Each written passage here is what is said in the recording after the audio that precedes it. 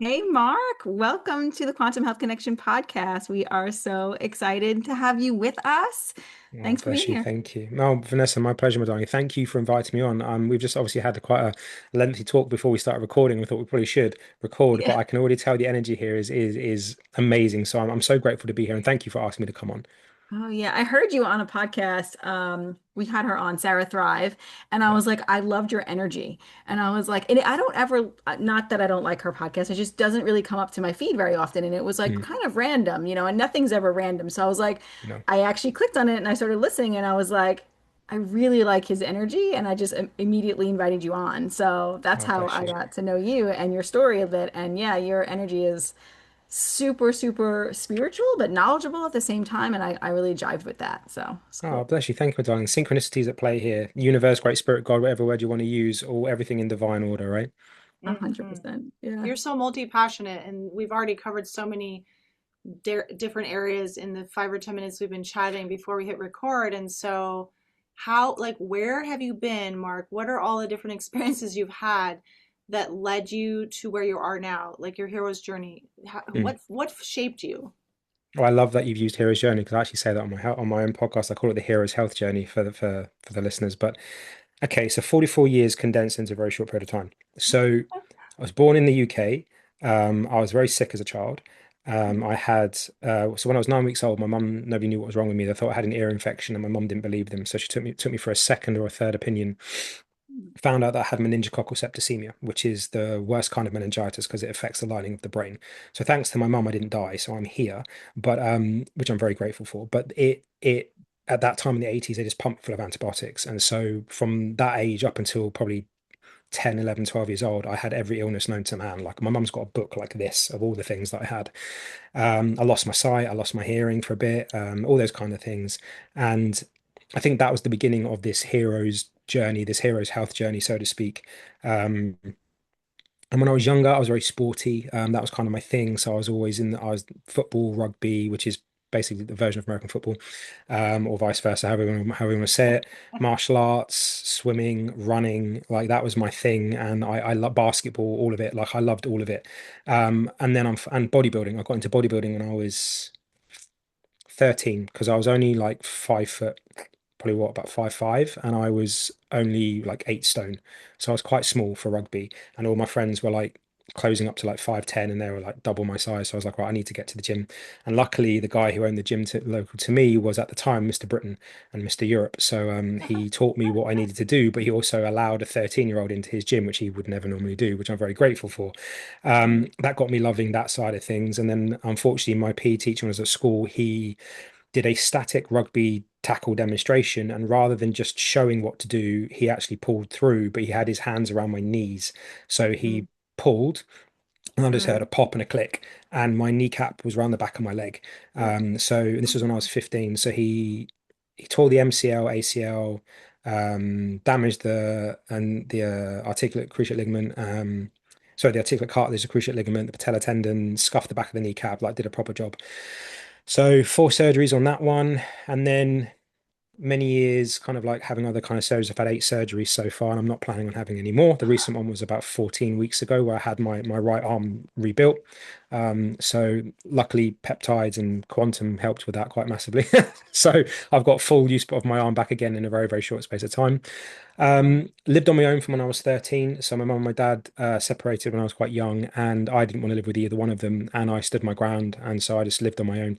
And so I brought How myself did you up, do went, that, Mark? What do you mean, in your own space, like renting, yeah, or how did you do yeah. that? So my dad moved back down to London. So I'm from London, but we moved up to a place called Berkshire. And when they separated, my mum bought a property with her then boyfriend, who's now my Mhm. stepdad, and moved us in. But it was kind of, I don't know if it was under the guise that we were only going to be there for a short while, then I was going to move in with her. And then it kind of that backfired where I said, no, make me, basically. I was very angry then, obviously. Yeah. So I was like, make me. You can't make me move. I'm not going to move. So my mum kind of moved an au pair in.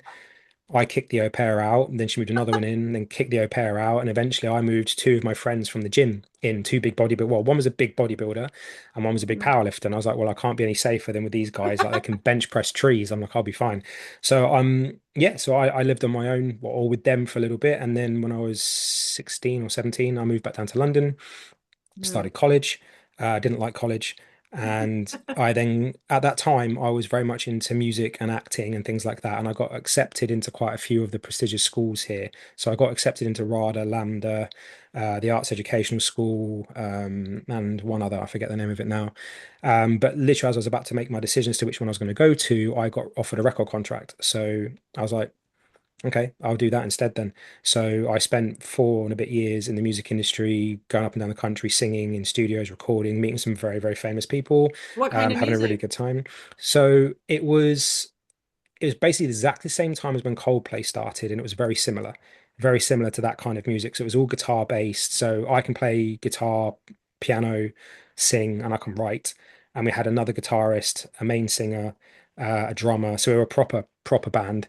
It didn't start that way. It started off as a like a 90s boy band, like Backstreet Boys kind of thing. But you've all got to do that in that at that time.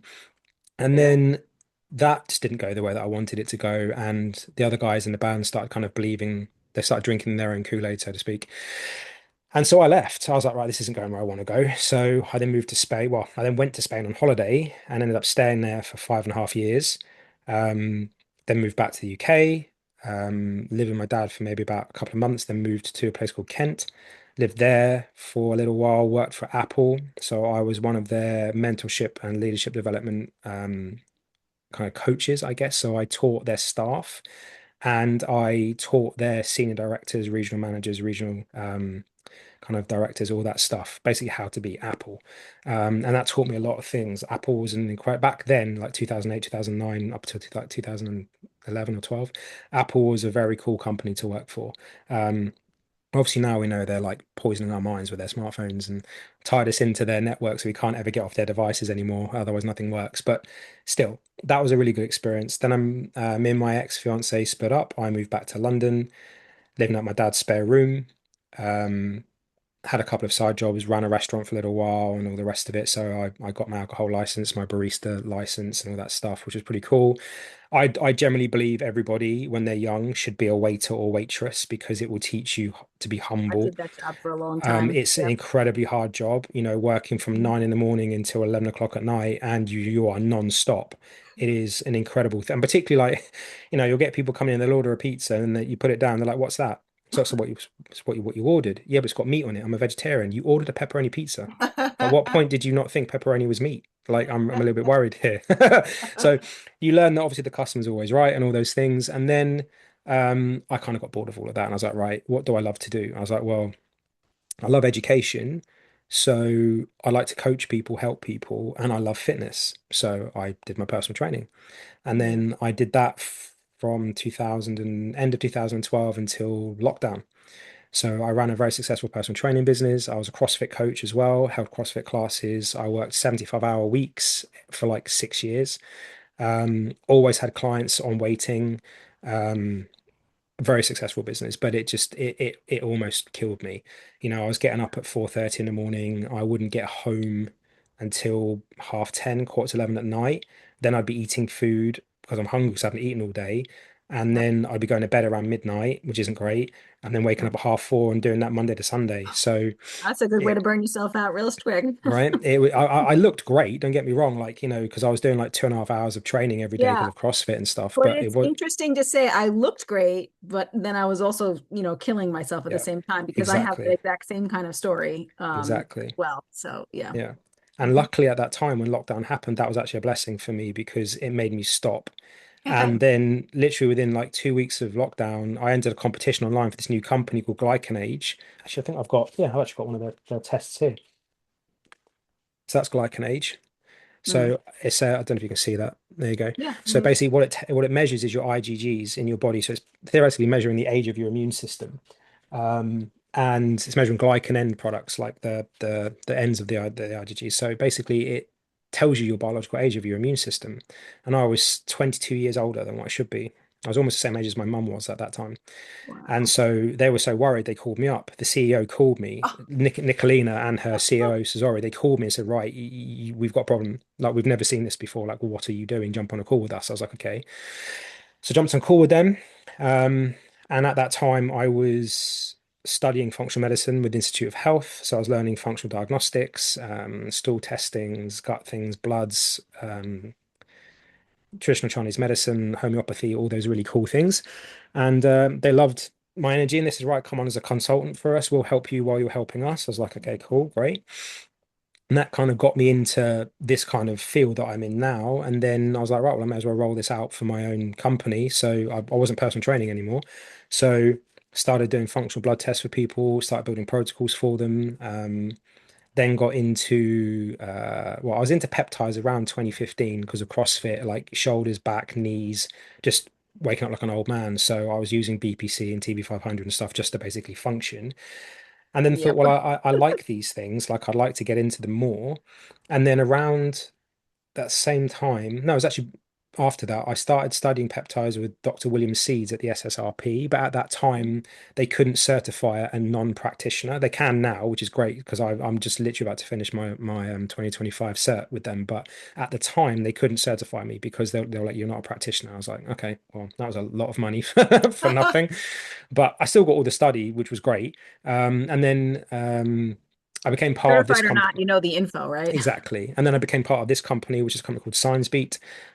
They were basically testing an algorithm to see if they could predict long COVID in patients to stop them from dying, basically. mm, And I became a business partner and a shareholder in this company because I love the algorithm because it's preventative. It actually helps you predict things if you know how to read the data. mm. And around August time of 2022, my business partner Ken, he just dropped me a message saying you're going into an autoimmune. No, no, sorry, I lied. It was February 2022. He said you're going into an autoimmune state, and I was like, no. He's like, no, you are. I was like, well, we need the data, don't we? He's like, you can't let yourself do that. I was like, but we need the data. I was like, let's see what happens. It's a 50-50 chance, right? So come August, it starts presenting itself, and by September, I'm in a full-on IBD flare. Go to the Hmm. leading gastrologist in the UK. And she's like, yeah, ulcerative colitis, worst case, you're going to be on biologics. We're going to cut your colon out. And I was like, okay, stop. I was Whoa. like, no, that Yeah. won't happen. I was like, watch me, I'll heal this. And she's like, it's not healable. I was like, no, delete that. I was like, that's not true. I was like, you just haven't found a way yet. I was like, so let's see what happens. It's Right. healed, so I'm all Hate good, when which they is say great. that. I hate when Yeah, they say that, like they tell that and they put that frequency and vibration into the yeah, person in their mind because that's not true at yeah, all. And it's just that that's because that's their knowledge base, right? yeah, That's exactly. her knowledge base, right? Yeah, But that doesn't mean that that's actually true for you or no, for anybody else. not So, at all. You're And not to at all. be You've got to fair, that think. can happen in alternative worlds too. Oh, they're Mhm. incurable. Yeah, yeah, I've had yeah, that. I was told I'd have to be from a naturopathic doctor. I was told I'd have to be on mast cell stabilizers for the rest of my life. And I'm oh like, wow. well, that's actually not true. So, No. so even in the natural world, it can happen. Yeah. Of course. And I think in this scenario, we've got the known knowns, we've got the known unknowns, and then we've got the unknown unknowns, and they're coming from their known knowns. They haven't got the time, or maybe they don't want to look outside of that remit and be like, well, is there an alternative? Because obviously Yeah. with doctors, they're very tightly regulated, and so they can't go outside of that, and they have to stay within their thing. But what it is for me is they talk in isolate in absolutes in isolations. They're myopic in the sense of like this is this. Yeah, it is when you look at it like that, but that's like looking at this going, well, where's the screen, right? Yeah, exactly. You can't look at it myopically. You have to think, well, there's avenues and there's angles you can look at something which will tell you and show you something different. And so luckily for me, that's my mindset, and I forgot to mention, like when I was 24, they wanted to put a metal rod in my spine because they said that I'd be bent over like a 90-year-old man by the time I was 30. And of course, in my early 30s, I'm cross-fitting, so I'm Olympic lifting and gymnastics and running. And I was like, yeah, that didn't happen either. So what I like to say to people, and this is actually going to be the title of my book when I get around to writing it, is I'm going to call it living proof. Because people call me Mm, the waymaker, because I'll find, that's still a Tony Robbins quote, I'll find a way or make a way, not just for myself, but for the people that I work with. Because when Nice. we're in this space because we've been through it ourselves. Yes. And we know what it's like to feel isolated and on your own because nobody seems to want to help you or have an answer. But Mm. two, we also know what it feels like to not have or to have people deflate hope and take it away and say to you, there is an alternative. There's always an alternative.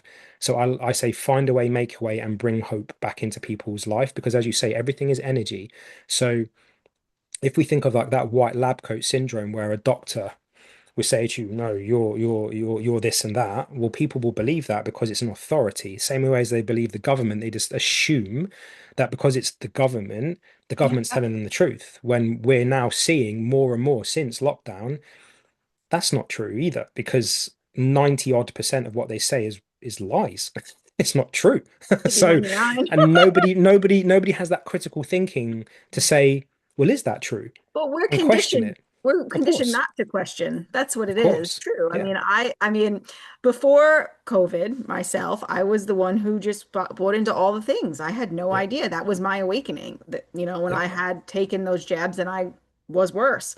And I was like, oh, now I'm awakened. But we're not taught to question the narrative. We're not No. taught to question the doctor. You're taught to do what the doctor told you. You're not taught to question the government or anybody Yep. else in authority. And that's doing such a disservice. And I think it's done on purpose, personally. Of course it is. I agree with you. I think it is. I think it is. I would bet a lot of money that it is, Yeah, just because of the fact that you've got to think in, if we just look at health and finance, health is getting worse, yeah. yet science is getting better, apparently.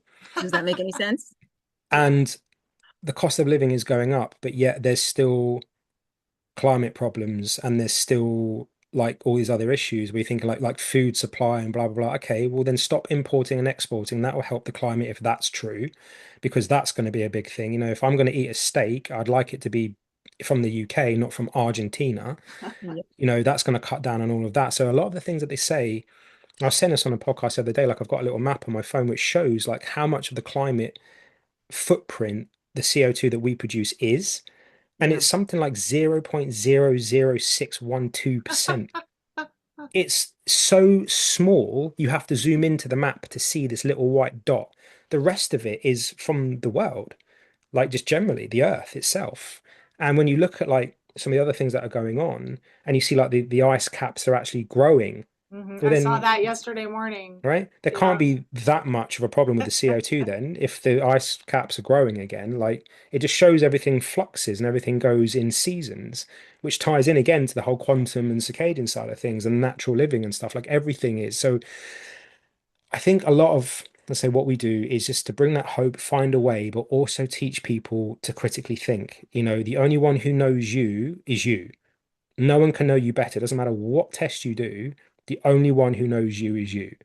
I think the And only one who can really heal you is you also. And agreed. I think people don't want to hear that because they're always No. on the search for the guru or the person. And I'm Yep. like, you know, they have to stop playing the victim and really realize their Yep. role that they played in becoming sick, right? Yep. That's Yep. huge. It was huge in my Yep. own journey. I had to realize I played a role in this. Of course. We do. We make the choices, right? And We then do.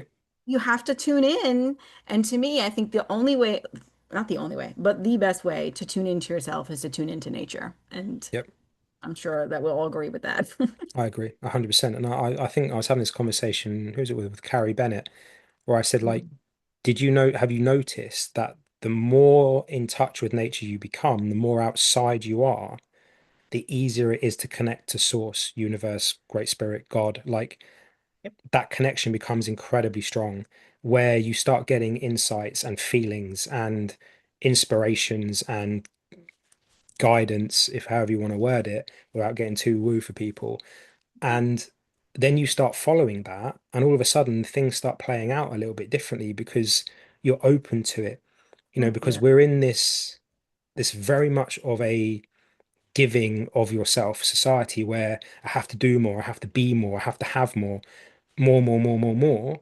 Well, that's the give. So for you to get the answers that you're asking for, like all those questions you ask in your head of why God, why this, why has that happened? Well, Yeah. you're too busy to Hmm. hear the answers because answers come from stillness. This is why when Rumi said, like, when silence talks, stillness listens, I like that. because we have to have that silence. We have to have that moment of connection to go in. to have that interoceptive view of, okay, so what's my body trying to tell me today? What's the universe, God, whatever, trying to tell me today? Waking up, like I had a conversation with a guy called Ryan Riley, who he's a CEO of Cellcore Biosciences. And he said that what started his journey off was waking up and being like, right, who can I serve today? Mm, that's Just a beautiful. simple question. Who can I serve today? Hmm. And that changed the whole direction of his life. It's Hmm. just simple things like that where you can take that time because as Mujimala says, everyone busies themselves so much Mhm. so they don't sit in their own stillness. Right, and we're That's the so reason why conditioned everybody's though that busy. we have to be productive and we have Yep. to be able to figure out what to do now to be okay. A lot of it's a Of safety thing, especially for women, I course. think. But this is so interesting, Mark, that you're bringing this up because it's like such like a very strong, visceral longing that I have to just like because there's so much static when you're in especially a town or a city, right? Mm. There's just so much static around you, all the Yep. people, all the noises, all the things that I think depending on your history and where what you've experienced, it's hard to tune in and connect, Of course. right? And Yep. so it can be very stressful to figure out Hmm. how to do that and to calm down enough. So I've had this pull to just get in an RV or whatever, a van, and just go out into nature where there's very few people Yep. and Yeah, be I agree quiet with you. and listen and just notice what happens because I don't think I can pull that off here because there's always something. There's always something and there's all this action around me and it's just Yeah. even if I'm just sitting in the space, there's something coming in that's Hmm. blocking me, I feel like, and maybe that's just an excuse, I don't know, but I am going to find a way to go out into nature. So how Mm. have you used nature? Like how did that inform you to incorporate or to embrace more of what we call the circadian light Mm. based, right? Where was that from the gym and all the lighting in there and all the working out Yeah. you're doing? How did you get to the quantum space? Okay. So utilizing the functional medicine, the peptides and all that kind of stuff got my body to probably around 70% of where it should be. Because Mm. unfortunately, where I live, as much as I love where I am and I'm grateful that I've got a home and all the rest of it, literally 10 feet behind this wall is a train station. Oh, Is a wow. main London train station called the Metropolitan line, and this is an over and underground train. Wow. All the power cables that power that train track run down the side of the building that I live. Oh, my. So Wow. the EMF exposure, I've got an EMF reader. I walked into the flat with it, turned it on, red alert, every single room. I And that's bet. not including all the smart Wi-Fi appliances upstairs and downstairs and beside me, right?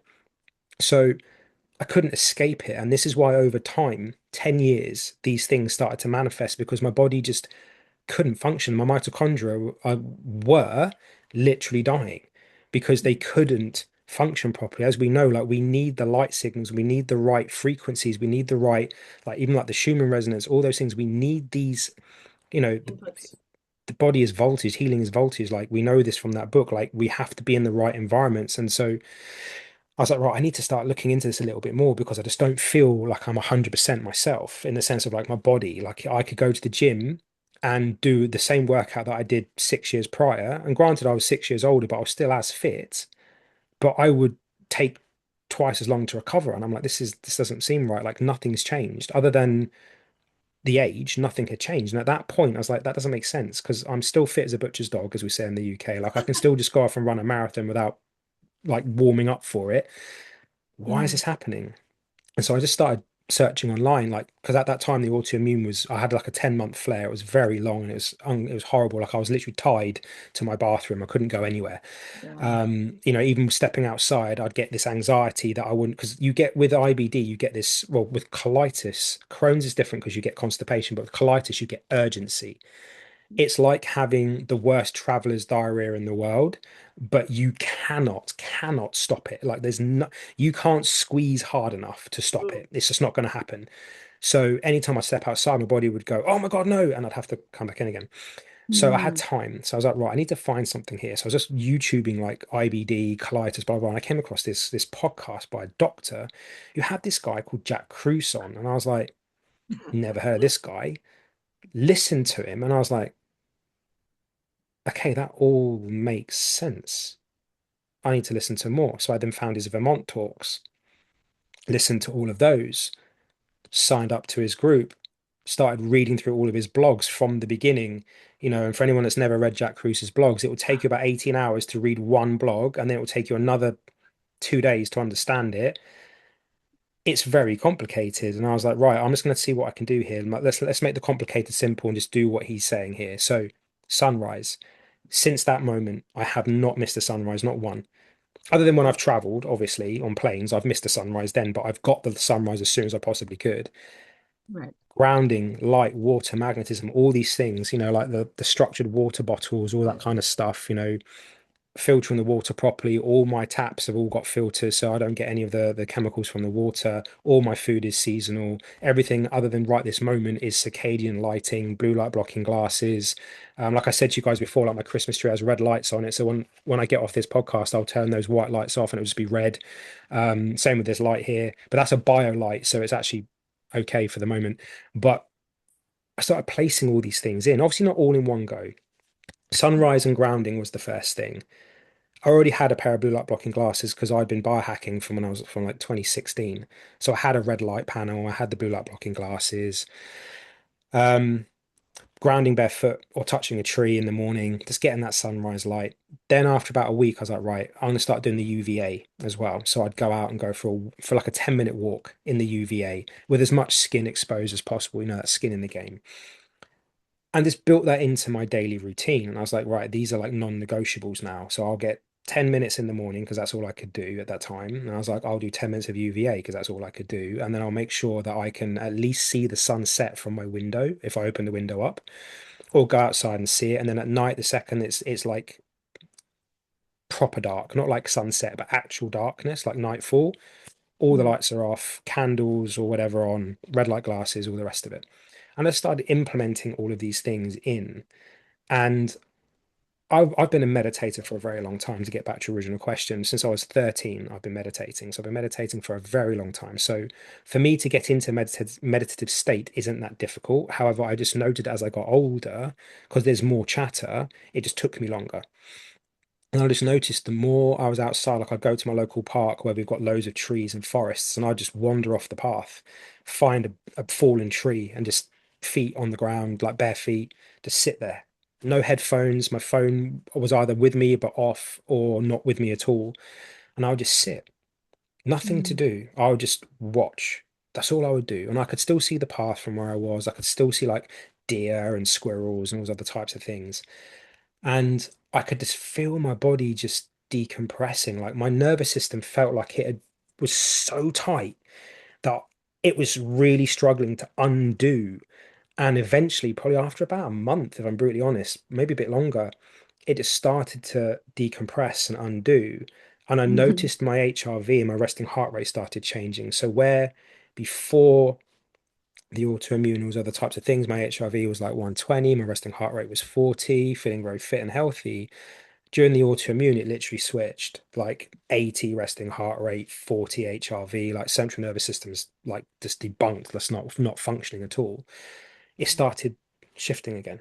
Luckily, I was wearing this, so I tracked everything. I knew I've got all the data for the last like 6 years of all of it.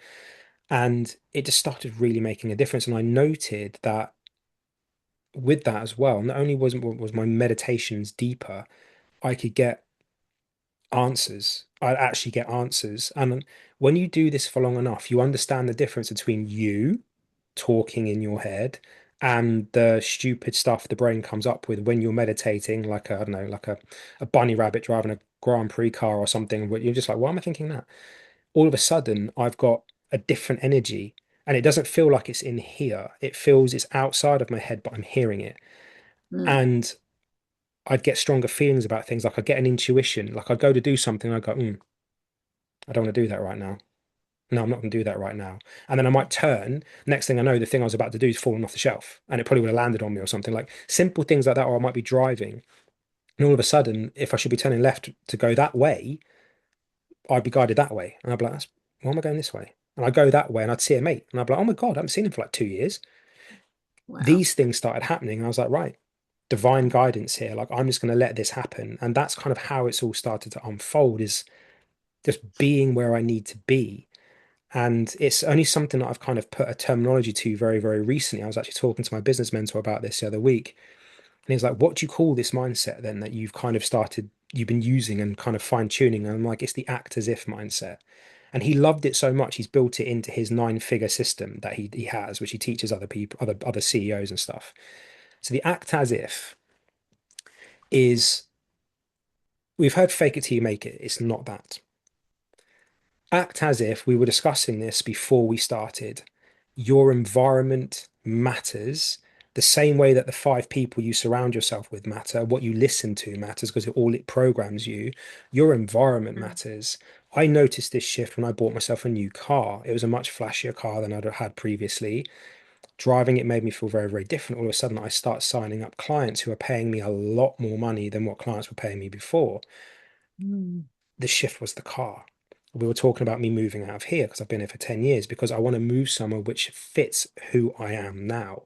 This doesn't fit me anymore. And it's like wearing an old pair of shoes that are too small.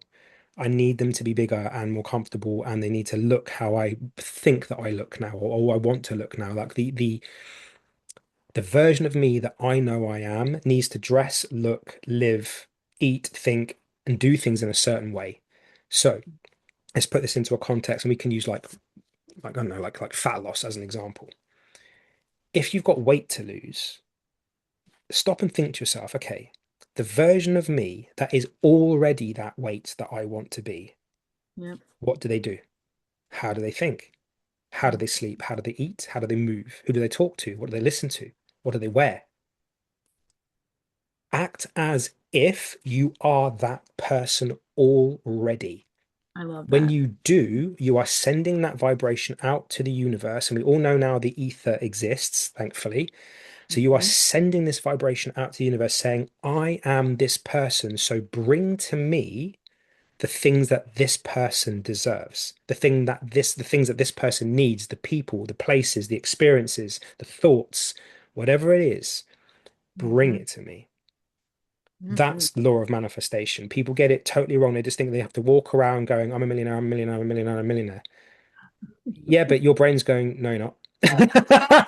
No, you're not. Have you looked at your bank? You're There not. was So, a personal trainer who I used to work with on an app called Active, which I still use. His name is Akeem, if he's ever mhm, listening. He used to say the same thing. He's like, behave in the yeah, way that the person that you want to be. So does the yeah, person that you want to do just they sit down and eat, chips and watch TV, or do they get their there you ass go. up and they work out and they lift heavy things? Exactly. Person do you want to be? You have to behave in the way that you want that the future of you is. Exactly. Because and it has to become like your habits and routines because Hmm. that's shaping you too, but it also Yeah, of is definitely going to bring in all of those frequencies and course. all of Yeah. that's gonna all those things are gonna shift. I love that. Beautiful way. It's so true. And Charlie Munger said, the world is not such a crazy place that rewards undeserving people, meaning you cannot complain about the results you don't get from the work you don't do. Yeah. Hmm. Everything, everything is hard. Doing Yeah. yoga is hard. Going to the gym is hard. Not doing yoga is hard because you're now stiff and uncomfortable. Not going to the gym is hard because now you're overweight and you're weak and you don't look very good and all the rest of those things. Everything is hard. You just have to pick your hard because the brain doesn't, people think the brain seeks pleasure and it doesn't. It avoids pain. That's what the brain's trying to do. It's not trying to find things that make you feel good. It's trying to take you away from things that will kill you. That feeling good is how do you feel about yourself? Mhm. If you don't feel good about yourself because you feel like I was having a conversation with somebody about this yesterday, and an old client's come back and she was like, oh, I just feel like I'm lacking purpose. I was like, based off your situation from where you were when I last spoke to you to where you are now, being in a abusive relationship, you couldn't leave, but you did. And now you've left, you are on your own with your kids. What more purpose do you need? That is your purpose, to show them that you are strong enough to fix yourself in a way that you already know you can be. So, this was Beautiful. again the other side of the act as if.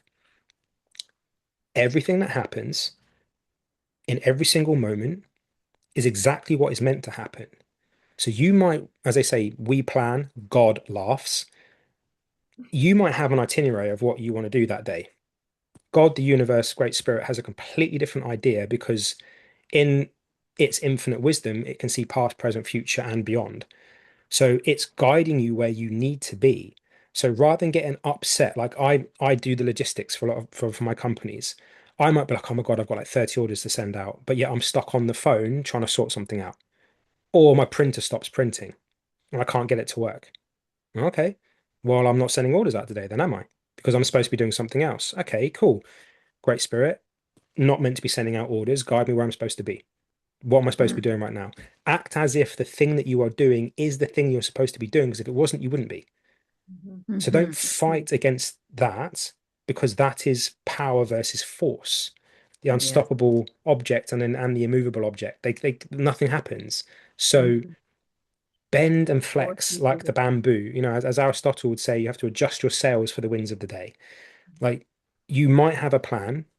God is laughing because that isn't the plan. Act as if what you are doing right now is what you are meant to be doing. I'm sure you two beautiful ladies have got other things that you could be doing right now, but right now you are on this podcast as me as your guest, which I'm very grateful for. The same Mhm. way there are things that I can be doing, but I want to be here because this is where I'm meant to be. So there's two sides to that act as if, and what that does is it removes the friction. It removes the suffering portion of, oh, I should be, but it's actually Mm. okay. So rather than thinking about like what if, how about what is? What is a much more freeing and powerful expression of yourself, because what if makes you feel like you're lacking because you should be. Well, there is no should. You are. So you are doing exactly what you are meant to be doing. If you're stuck in traffic, you're meant to be there. Doesn't matter how angry you get and how much you beep your horn, the car in front cannot move any further than what it is because there's a car in front of that one and that one and that one and so on. So unless you can Bruce Almighty everybody and drive down the middle, that's exactly where you're supposed to be. Why Sounds like it's stress about creating it? coherence between Yes. with what is Yeah. now, right? Yeah. Because our mind wants to do all the things based on fear. Uh-oh, uh-oh. It Yeah. should be this way, it should be that way. And then we have some tension. We have Yeah. that disconnect that happens.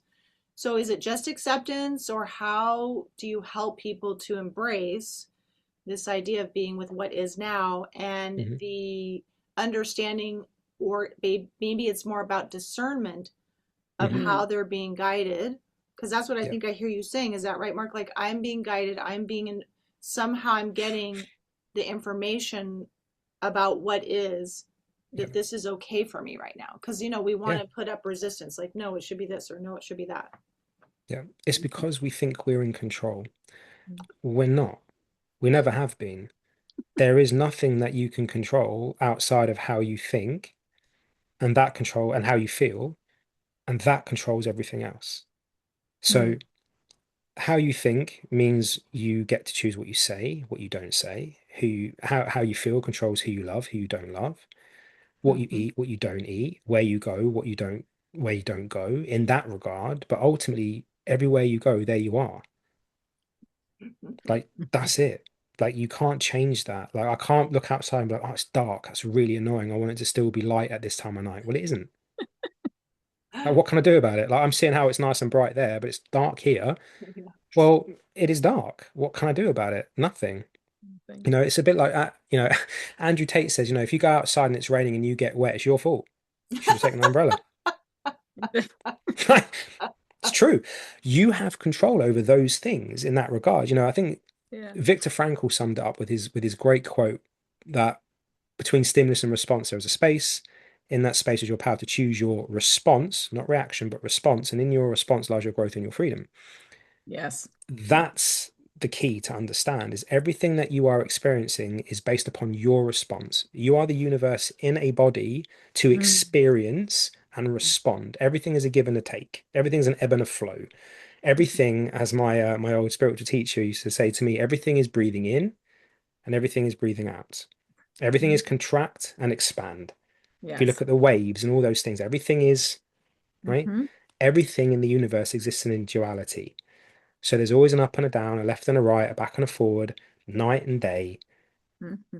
It is. You can't change those things, but what you can do is change your perception of those things. And Yep. that is the power that Viktor Frankl was talking about. Because if you can change your perception, Yep. People don't realize how powerful, like profoundly powerful Mm, perception is in that we're meaning making creatures. So if you don't yeah, have a way to witness yourself and the meanings you're making, and like you're yeah, saying, it's every single moment. I think it can be overwhelming for people, the amount of of power course. they have and the amount of responsibility you have Yeah, to, right, assume for yourself yeah, that that's what people get caught up on. You've created your reality. Well, I didn't ask yeah. for this bad thing to happen. So people get stuck in that.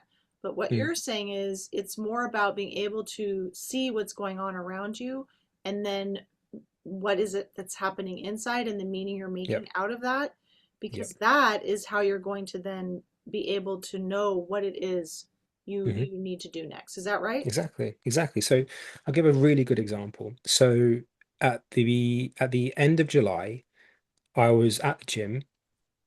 I was doing a 40 kilo dumbbell pullover. So I'm laying on my back on a bench. I've got a dumbbell held like this with one head here and the other head by my face in this position, and I'm going over my head to work my back. 40 kilos is quite a lot of weight to do that with. Now, when I was 13, I had a slight fracture in my olecranon, the elbow bone. I knew it hadn't fully healed, but I assumed it had calcified to a certain degree. Only after the accident did I find out that's not the case. The only thing that was holding my elbow together was scar tissue. So it Mm. lasted 30 years, which I'm very grateful for. But just as the dumbbell passed my head on my eighth rep, my elbow gave way. So the olecranon just pulled apart. The dumbbell crashed behind me on the floor. The top of my elbow ended up here. The bottom ended up down there. Now, first thing I thought was, okay, that needs to go back in place. Back in place it went. Second thing, I need to get to the hospital. Okay, that's the second thing. Got in the car, called my dad, said, Dad, I need you to drive me to the hospital. I've just broken my elbow. Mm. Go to the hospital. I'm sat there. Elbow's like really big. They scan it, and the guy's like, well, before they scanned it, he was like, I don't think you've broken it. I was like, I've broken it. I heard it. No, I'll bet my career on it. I said, you don't want to do that, mate. I was like, really don't want to do that. Went and got it x-rayed, and the guy went, did he say it's not broken? I went, yeah. He went, that's very broken. Like the bits were like apart like that. I was like, okay, that's very broken. Got home, and I was like, right, I'm not in a cast or anything. They did nothing, absolutely nothing. They just left me as is. And I was like, interesting. And I'm sat there thinking, okay, injury number 8, not cool. Fittest I've ever been, strongest I've ever been, biggest I've ever been, muscliest I've ever been, leanest I've ever been. I was like, that's a bit of a kick in the nuts. I was like, that's not nice. But I was like, Yeah. right, well, let's just think about this for a second. Let's perspective change this or perception change this. If that dumbbell, if my elbow had cracked half a second sooner, Right on your that face. 40 kilo dumbbell would have caved in my skull. I would be dead. Hmm.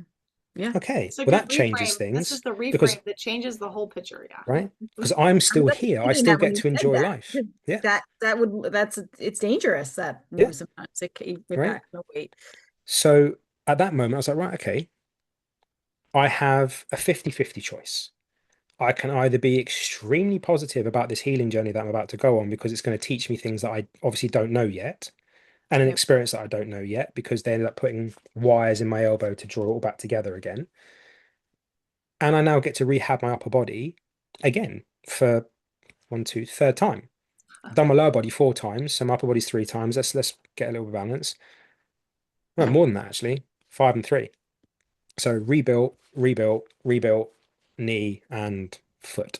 So I was like, right, this is just adding to that. But the choice I make here is the most important thing because if I'm positive about it, there can only ever be a positive outcome because everything will therefore be positive regardless. And I'll Mm. feel good and I can document it and inspire people and all the rest of it.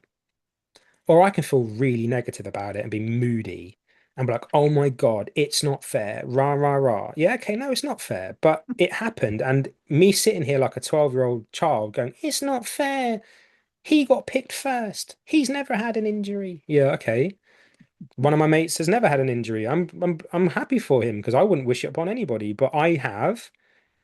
Which way makes me feel better? Which way brings more coherence into the system and sends the Mhm. signals to my body to say, we're good? We're And to heal. safe. Let's Hmm. heal now.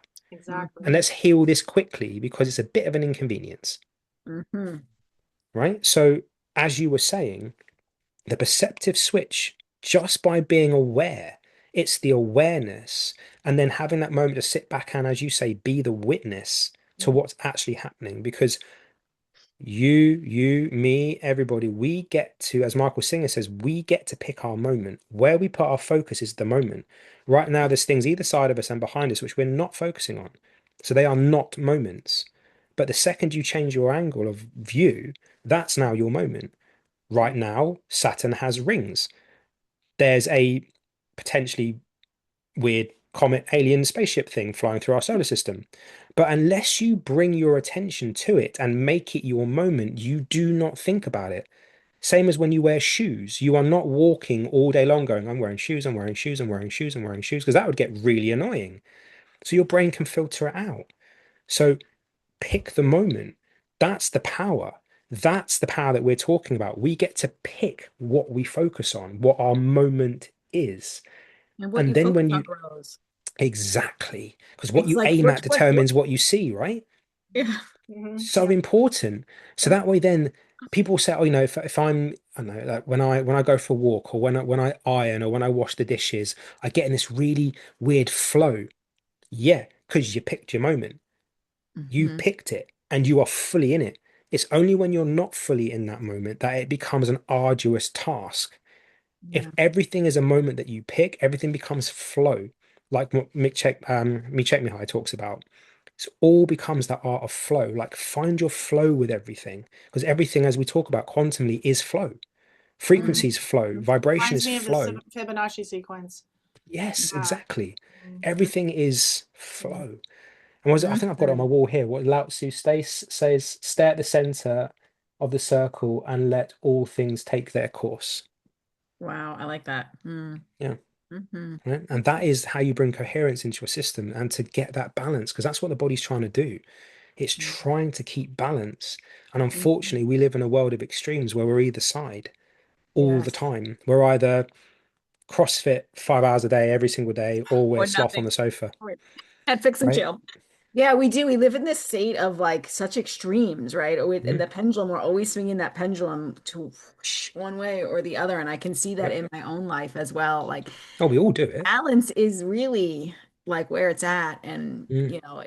it's a hard reach for a lot of people, I find. But yeah, It 100%. is, but I think in that instance, we create our existence. So if your Yeah. life is hectic, it's because you're allowing it to be. Hmm. As children, we have to do things.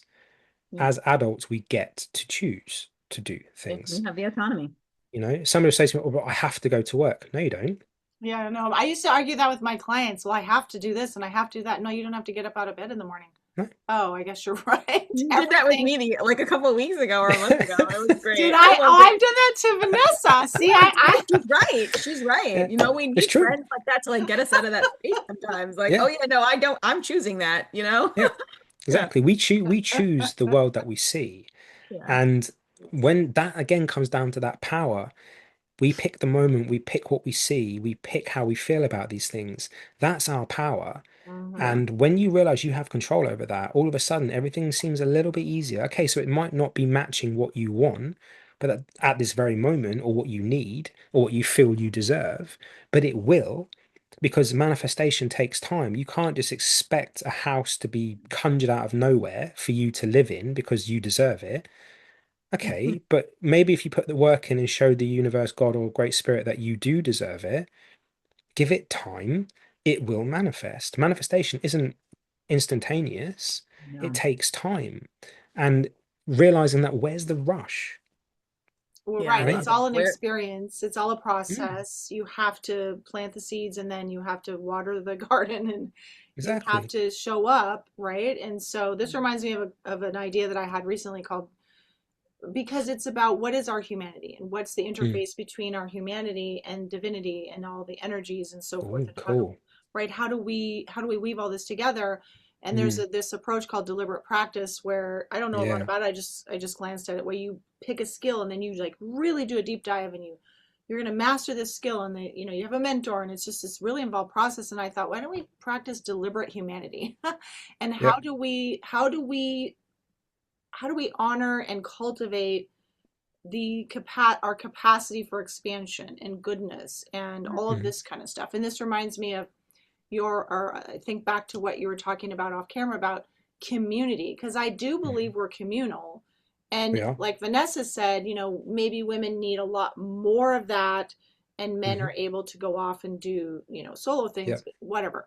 So you have a plan. I don't know if you want to talk about this in this segment of the videotaping, but that you are wanting to foster community Yes. based on the principles of being in harmony with nature, and then Mhm. right, and obviously cultivating collaboration among Yep. a group of people, which is a hard thing to pull off. So I It have to is. say I'm very much in admiration of your plan. What is your vision for this so people can hear about it? Sure. So the spawn of the idea was the fact that if you look at a lot of cultures where, like, if we look at like the blue zones as an example, not that I believe much of the data from the blue zones other than this particular thing, they are all outside, they all eat seasonally, they all work the land, but they Mhm. are all a community, whether they are family or not. They are all community and they all live within a couple of doors from each other, right? Where in Western society, the second that you're old enough, you're kicked out. And you've got to go, you've got to go on that rite of passage. Fine. A lot of tribal people do that where, when you're 14, you've got to go and fight a bear or whatever, prove that you're a man or what have you. I get that. But then you come back. It's that whole hero's journey that you do come back. That's the whole point. Yeah. And that's through all mysticism. That journey. But they come back because that's the most important thing. It is the tribe, it's the family, it's the community piece. But in Totally. Western society, we end up moving like hours away from our family. And then we're on our own, and now we've got to find friends. And, they're not part of us, they're not part of our family, but we have to kind of make like an extended family. And, it's in my mind, I'm like, well, surely we should all still be living in that same way where, like our grandparents that have lived here and then their parents might have lived four doors down or down the road or whatever, like there would have still been that ability as you were saying, Vanessa, when you earlier before we start recording, where you can say, right, I've got to go and do a thing, so here are my children. Now you can go and do a thing because the people you're leaving them with are trustworthy because they brought you up or because they're part of the community. You know them well enough to say, yeah, okay, you chill here. So having this community piece is really important. And Mhm. when I was in El Salvador this time last year, I got offered an opportunity to purchase some land. And I was like, that's interesting. Because I had this download before I went, this meditation where they said just land. And I was like, I wonder what that is. And the second Uber driver, as I said to you guys, he was the only one who spoke English. And his first job was real estate, but selling land. And I was like, how interesting. Offered me 10 and a half acres for $90,000. It's farmable land. It's in the mountains. It's got running streams. It's got fresh mountain water, which, as we know, is vortexed and coherent. So it's as it should be. It's structured. You can have animals, fruit, veg, what have you. And I was like, how cool would it be? Like, based off the principles of quantum and circadian biology, plus Metatron's cube, plus the Melchizedek tree of life, plus Dr. Ibrahim Karim's biogeometry, that we could build something which is like we used to do back in the day with churches with spires to draw in energy and all that stuff. Like, how cool would it be to build something so like that where it draws in the right energy, but yet it's coherently structured around spirals and shapes and Fibonacci and all that stuff where it all just fits with the land. Nothing's kind of seems out of place. Like even the building structures would be natural. Like you'd find it would be open and things would be made out of like woods and things like that. And you could have like natural grounding through the whole place and what have you. And then have rooms where people can come and stay and just see, do they want to be part of a community where they're actually going to have to work the land? They're going to have to milk cows, plant fruit, pick veg, give back to the locals, learn from the locals how to cultivate that land, how to live their way, how you can take ancestral tradition and mix it with modern lifestyle and make a really good mix because there are great things that our ancestors did, but there are tremendous things that we can do like this. and like sanitation and all those other types of things. So I wanted to build this intentional community, a quantum community, where it's Mm. much more in tap with nature. So we don't have to always be outside. We can bring the outside in, and it all fits. The same way that you'd go to like tribes and see huts, which is built out of like animal hides and things. And when you go in, you're still outside, even though you're inside, like that kind of thing. But give people the opportunity to test it out. Be like, is this right for you right now? If it is, the opportunity to stay here is there. If it's not, you can go home just like you do on a holiday, have a little consideration a few years later and think like, is this now something I want to do? Because Mm. the one thing that I noticed the most with clients coming out of lockdown was the sheer level of isolation and Yes. anxiety that everybody still seems to have. Even now, Exactly. the world is not the same. It doesn't feel the same. People don't go out like they used to. They don't communicate like they used to. They don't socialize like they used to. Everybody's just kind of like on this all the time, head down. The amount of times that I say to people, I'm walking, I'm like, head up, because they're walking right at me. Do I'm you like, do head that to up. people? Yeah, Yeah. I say it to Oh people, my God, I'll I go shout it to love them. that. I'll be I like, head love up. And they look up and they're like, oh, sorry, mate. I'm like, that's all right. It's just, it's a path. I'm on this side, but you're walking in the middle. Like, be because they're mindful, just staring at their phone and like they're not right? even really, they don't even, it's like you're in nature, but you're not in nature. You Exactly. know what I mean? Like you're Exactly. You're really not outside, but you're taking it not. in. You're still in. Yeah. Right. And so Wow. this whole point of this project is to build something to give people that opportunity not to escape reality, but to actually immerse yourself in reality properly. So that way then there can be a fire pit and everyone can sit around it at night and talk, and you can have that guy who plays the guitar that nobody listens to, and people dancing, or you could do a cacao ceremony, whatever the case. It'd be child friendly, old people friendly, everybody friendly, everybody's welcome, and you just Mhm. get to experience that and learn things off each other. And one of the most important things, particularly if there's like that sitting around a fire scenario, storytelling. Yep. Hmm. Oh my God, yeah. So important. And I think it's a very, very big missing piece from society. One of my ex-clients is a shaman, and I say this quite a lot, but there's four questions that they ask. So if you're in this shamanic tribe and you're not quite feeling yourself, you'll go to see the shaman, and before the shaman gives you anything, they'll ask you four questions. When was the last time you danced? When was the last time you sang? When was the Mm. last time you sat in your own stillness? And when was the Mm. last time you told a story? I Mm. love that. I That love last that. one is key because that's how we pass on knowledge. That's Mhm. how we teach, is through storytelling. And people don't do that anymore because it's all done for them on Netflix, and they're the crappiest stories you could possibly watch.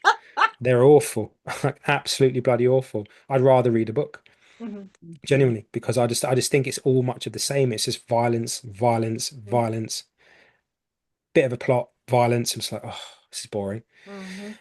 So I think having that intentional community, one, will get people away from that because there'll be TVs, but not to do that. It'll be for more for educational purposes and what have you, but just to be able to get people to talk, connect, learn from each other. If you've got a guy who's a carpenter, he can teach you. If you've got someone who's a painter, they can teach, like that whole bartering system. I need a painting. Well, I need a wall. Good. There you go. Like that Yep. kind of thing. Bring it back to that again, I think is very important. I It's love something that it. we're missing. Oh my God, I love it so much. Sign me up. I mean, really, honestly.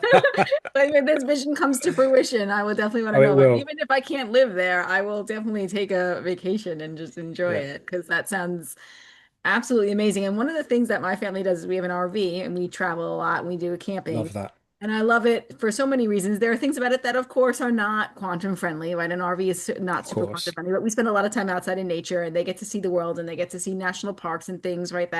And I love that. And one of the things we do is we sit by the fire and we talk, and Yep. it's like that to me is like the best part of it.